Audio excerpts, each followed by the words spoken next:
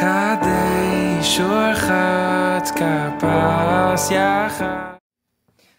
fast approaching Pesach, approaching the Leil HaSeder, and as we know, the primary mitzvah of the Leil HaSeder is Sipur Yetzias Mitzrayim, the telling of the story of our leaving Mitzrayim, of our slavery there, and how Hashem took us out, B'yad Chazaka V'Zroa Netuya.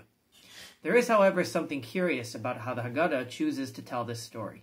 Instead of quoting the Psukim in Shmos, which relate the entire story in detail, the Haggadah instead uses the Psukim of Arami Oved Avi, which can be found at the beginning of Kisavo, the Psukim which a farmer reads when he brings Bikurim to the Beis HaMikdash. Why does the Haggadah choose to use this story, this Parsha in Kisavo, instead of quoting the Psukim and the entire story in detail from Shmos?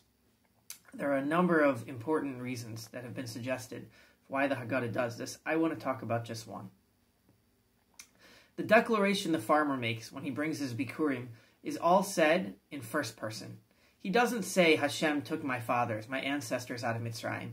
He says the Mitzrayim were bad to us. They gave us hard work. We cried out to Hashem. He heard us and he took us out.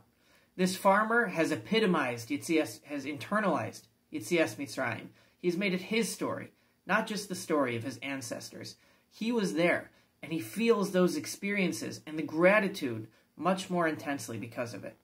This is what we are tasked with doing on the Seder night, with reliving the experience of Yetzias Mitzrayim as if it were our own, to imbibe the lessons of Emunah that we learned in Mitzrayim, and to feel and express the gratitude for Geula Senu, Pedus Nafshenu, like we were really there, making the memory and the story our memory and our story. And this is what Chazal meant when they said, Chayev Adam Liros es Atzmo Ki'ilu Hu Yatzah Mitzrayim. A person has to really see himself as if he left Mitzrayim. He has to feel like he was a part of the slavery, and like he was a part of the Geula, and like he experienced all the miracles that happened there. That's how we have to feel. There's an amazing speech that Ezer Weitzman, the 7th president of the State of Israel, made to the German parliament in 1996 that I think epitomizes this personalization. I'll quote just a little bit of it. Memory can overcome the passage of time. 200 generations have passed since the beginning of my people's history, but they are to me but a few days.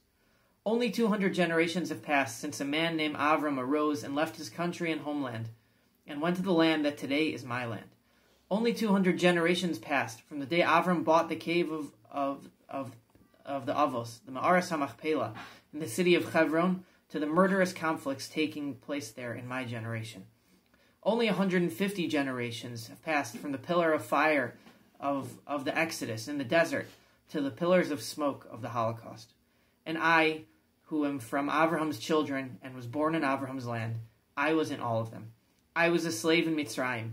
I received the Torah at Har Sinai together with Yehoshua and Eliyahu. I crossed the Yarden. I entered Yerushalayim with King David.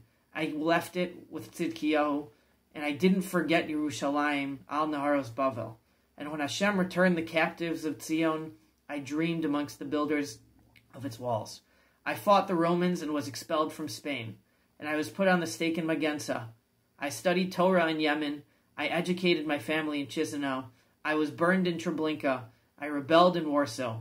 And then I went to Eretz Yisrael, the land from which I was exiled, where I was born, to where I come from, and to there I will return. Chayev Adam Liros es Atzmo Ki'ilu Hu Yatzah Mitzrayim, Chag Kasher V'Sameach.